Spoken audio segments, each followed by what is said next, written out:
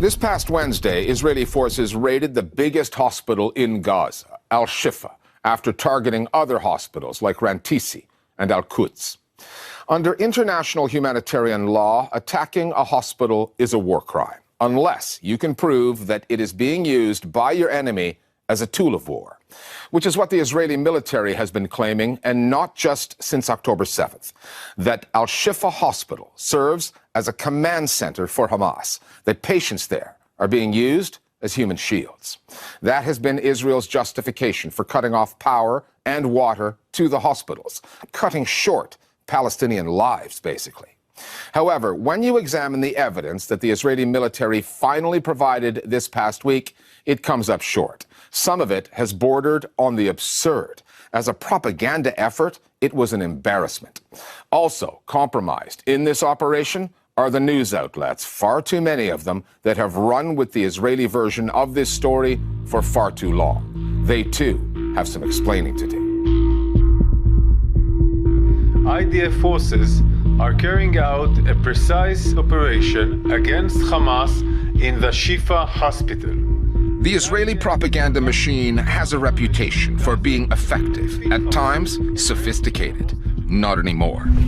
After telling the world that a hospital, Al-Shifa, was Hamas's command center in Gaza, Israeli forces were finally on the inside, in a position to show us the evidence. And this was the best they could come up with. A few dozen guns. These weapons have absolutely no business being inside a hospital. What looks like some new body armor, apparently unused, with some branding conveniently splashed across it. But it's Hamas, the military wing.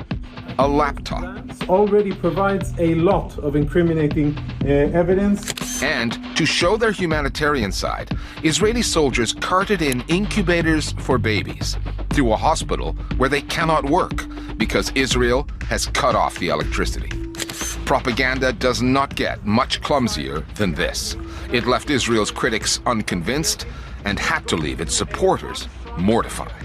I can't imagine that anyone, let alone, an Israeli sitting at home who was anticipating this big reveal during the Al-Shifa hospital raid, would be satisfied with what was found by the Israeli military. The expectation surrounding Shifa Hospital, presumably, and other hospitals in Gaza was that we were going to find major Hamas operations underneath these hospitals. But what the Israeli military was telling us and what it had been building up for weeks does not fit in with what quote-unquote evidence they have so far provided. It is highly problematic that the Israeli military and Israeli leadership tend to create this alternative reality that if you know what's going on the ground, if you're talking with colleagues such as I am in Gaza, that you know that the messaging from the Israeli military and the Israeli leadership is false.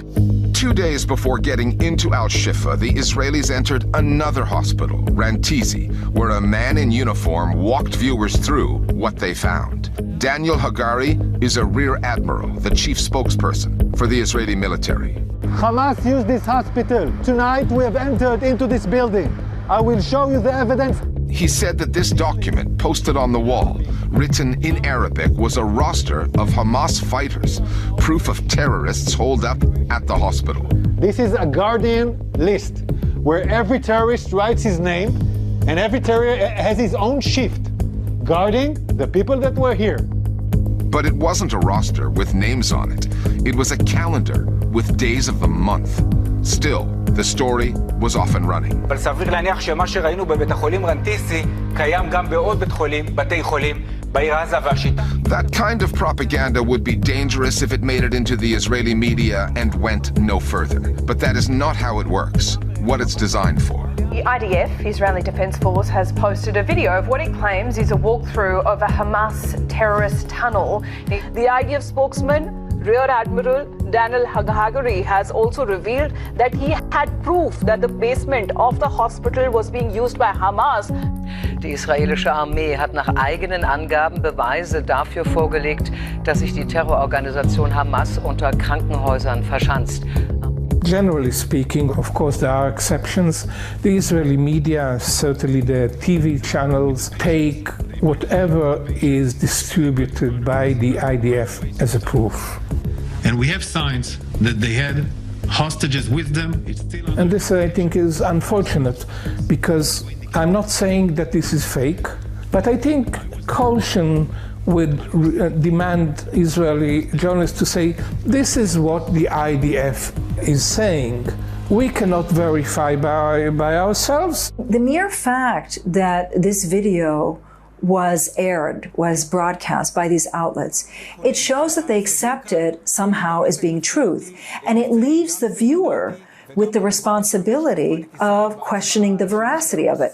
This is the responsibility of news media outlets, not to be parroting what spokespeople say, but to actually questioning it. Their job is to question power, not to give a platform to power, to spew whatever lies it wants to. We've seen a concerted campaign by the Israeli government and by the Israeli military targeting Gaza's hospitals. The Shifa Hospital is the largest hospital in Gaza City, but it's also one of Hamas's headquarters.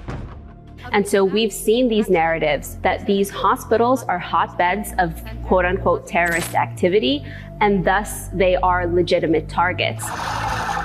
And that sort of concerted media and propaganda campaign has led us to where we are now, where we see the near complete collapse of Gaza's healthcare system. Israel's claim that Hamas is using hospitals as command centers and patients as human shields goes all the way back to 2008. In the 15 years since, not a single piece of irrefutable evidence has been produced by the Israeli army to back that up. Good evening. What the Israelis have been drip-feeding to the media, rather than evidence, is their military's own intel, such as audio files that the army claims are Gazans saying that Hamas is using Al-Shifa Hospital as a base. Satellite images with locations marked in red that the Israelis say show Hamas infrastructure at hospitals, and an animation that the Israeli military produced which purports to show Hamas tunnels under Al-Shifa. Unlike Israeli news outlets, international ones tend to add a disclaimer that what Israel alleges in such cases is not verified. The information that's coming out is both partisan and fragmentary, so we have to... The part that too many of them leave out? That Israel has a track record of disinformation in Gaza. Allegations that go unverified, that keep making it into the news cycle, spinning the story, and confusing audiences. Information that is coming out of intelligence services should be treated with a lot of caution, because we rely completely on them, especially in times of war, when this information is being used also to justify all kinds of military operations. Journalists in Israel have learned from their own experience that the IDF spokesperson is, to say the least, not always telling the truth. The Israeli military has claimed that there are Hamas tunnels under the hospitals. The problem with this is that it has never been independently verified. The director of Shifa Hospital said it's just lies. The Israeli army spokesman is propagating false lies and fabricated reports. Two Norwegian physicians, including Dr. Mads Gilbert, who've worked extensively in Al-Shifa, claim that there are no Hamas centers under the hospitals. If it was a military command center, I would not work there. And you would think, since hospitals are dedicated to serving patients, that if Hamas was building a vast network under the hospital, that the staff would object to this. With disinformation, the whole point is to create confusion, to create a system and where you don't sympathize with Palestinians and that you don't want to see an end to this genocide. The point of disinformation is to make it so that Palestinians are to blame for the genocide that is being perpetrated against them. And no matter how much we see these lies being disproven, it doesn't matter, because the fire has spread, and that is the point of it, is to spread fire and to blame this genocide on Palestinians. That term, genocide, is not one you will hear on most international news outlets when describing what is unfolding in Gaza, and certainly not on Israeli ones. Al Jazeera is an exception.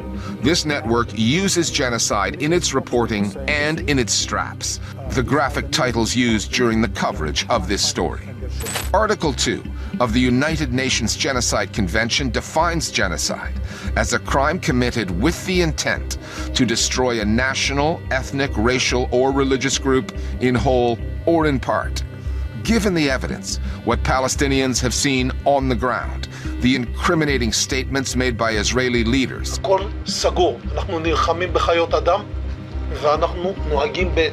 and the often incendiary narrative on the Israeli airwaves, אין חפים מפשע. זה בדיוק שאתה אומר אוכלוסייה, אין אוכלוסייה.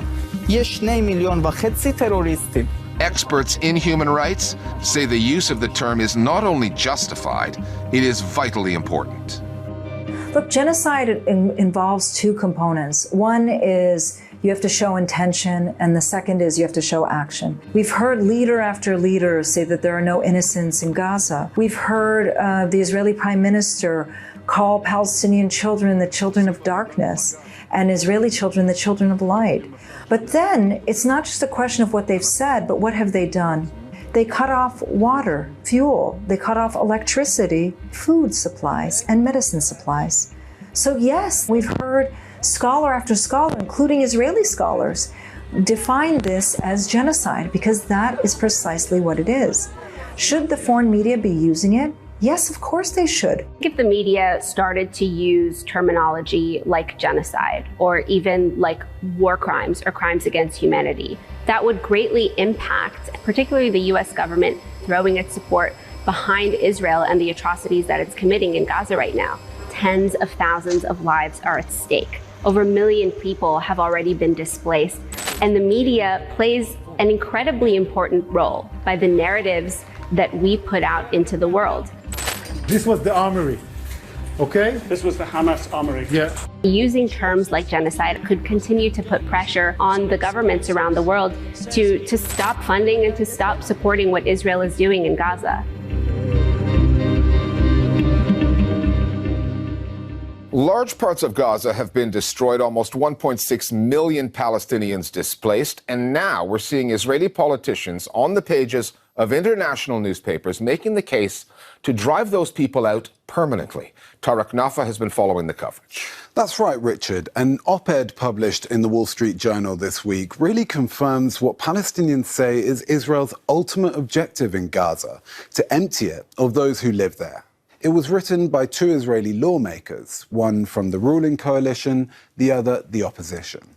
And it effectively calls for Western help with the expulsion of Palestinians by accepting them as refugees. Israel's far-right finance minister, Bezalel Smotrich, was quick to endorse the plan, saying, quote, voluntary migration of Palestinians in Gaza is the right humanitarian solution. It's worth pointing out we've been hearing these kinds of ideas from former Israeli officials for weeks. So I think this is an opportunity to call the UN, the international community, to talk to the president of Egypt to open the border and let all the Palestinian civilians move south into the Sinai Peninsula. What's happening now is we're hearing those proposals from current Israeli officials and lawmakers. Some cabinet ministers have been so transparent in their calls for genocidal violence and ethnic cleansing that they've now received a warning from Israel's Prime Minister and the Attorney General to watch their words, because they could be interpreted as war crimes. They include this Israeli minister, Avi Dichter. אנחנו עכשיו מגלגלים בעצם את נכבת עזה, אם תרצה, נכבת עזה. A second Nakba is a reference to 1948, when 750,000 Palestinians were expelled from their homes. History shows that when that happens, Palestinians are never allowed to return. The UN says 70% of Gaza's population is now displaced. Northern Gaza has been so badly pulverized, it may be uninhabitable for years. If the plans of Israeli politicians are realized, the temporary displacement could turn into the largest case of ethnic cleansing in Palestinian history. Thanks, Tarek. The left-wing anti-apartheid side of Israeli society is clearly in the minority these days. Once the October 7th attacks took place, the country was in a state of shock. such voices were largely silenced, drowned out by the calls for vengeance that were getting the lion's share of the airtime and that happened to mirror the messaging coming out of the Netanyahu government. And yet, on the fringes of Israeli public discourse, anti-war voices persist. People like Orly Noy. She is a journalist and an editor working with a couple of left-wing outlets, Plus 972 magazine and the Hebrew language news site Local Call. Noy is also the chair of Israel's foremost human rights organization, B'Tselem. Her message that Israeli society tacitly approves of ethnic cleansing and genocidal violence against Palestinians does not represent mainstream public opinion there. And for that reason, it is a perspective that needs to be heard on the pain, silencing, and isolation that comes with being on the political left in Israel today. How I'm feeling is a very difficult question. Broken, worried, anxious, angry, many mixed feelings.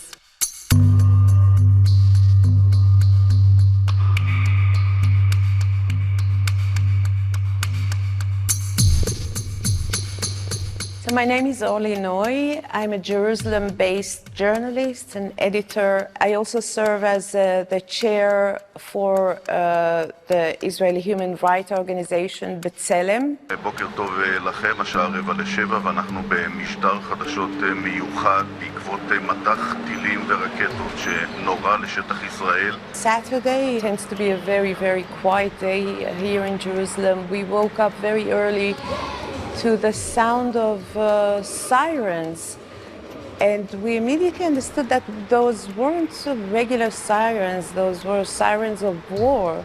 It's incredibly difficult to really thoroughly analyze the impact of October 7th on the Israeli society. ישראל במלחמה, במערכה שלא ידענו כמוה שנים רבות, מלחמה שבה האזרחים נמצאים בחזית. Without a doubt, this is conceived as the biggest tragedy, disaster that the country has ever experienced.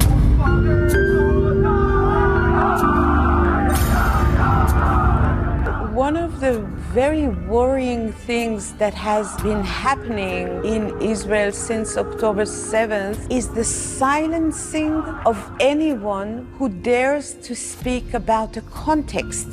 You cannot detach the October 7th from 16 years of a siege in the level of counting the amount of calories that every Gazan is allowed to consume daily. And of course, given the annual bombing, every summer we're just waiting for Israel to bomb Gaza. This is not justification. What Hamas did on October 7th was really an unbelievably cruel and heinous crime, but it came within a context just to present it as a satanic, no-reason attack just driven out of animal urges or anti-Semitism is not helping us to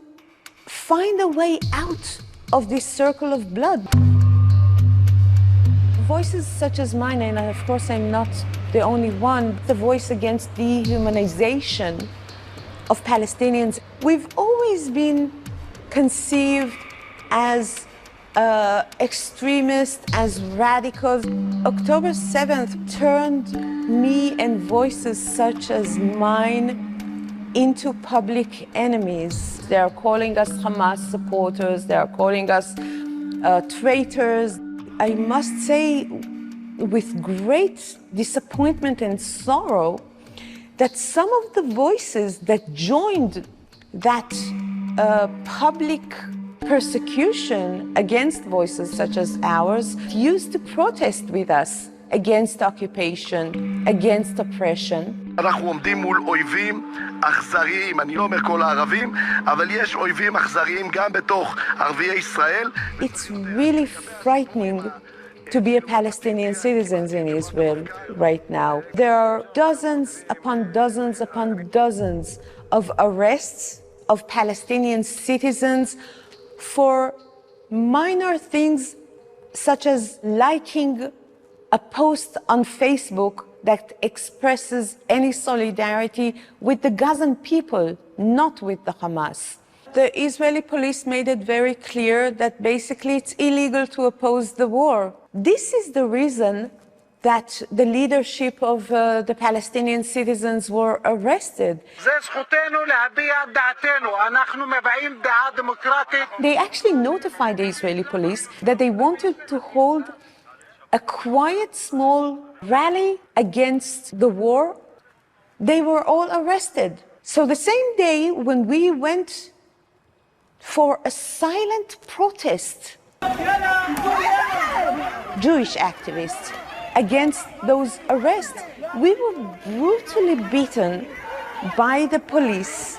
We just stood there with masking tapes on our mouths, and they just came at us, beating us up, making arrests. I'm really worried that once the dust of war sets, we will face a new reality in terms of the relations between the state and its Palestinian citizens, and in terms of the shrinking spaces of Palestinians inside the Israeli civil society. The Israeli media has always been very much patriotic, but since October 7th, the Israeli mainstream media became full collaborator with those trends, mainly by completely blocking out the Israeli public from receiving information about what's going on the other side. As a progressive mainstream media, Haaretz plays a very important role. The constant coverage of Amira Haas, of Gidon Levy, of Hagar Sheizaf, those are really precious, important, valuable journalists. But exactly because of that important role of Haaretz, it is so disappointing to see that they are giving room to heinous opinion pieces, completely dehumanizing Palestinians in Gaza. I did expect a shift in the opinion of people, but not to that extent. Such a trauma, a collective trauma, creates a need to rejoin your tribe, from which, as a leftist, you've been excluded for a very, very long time.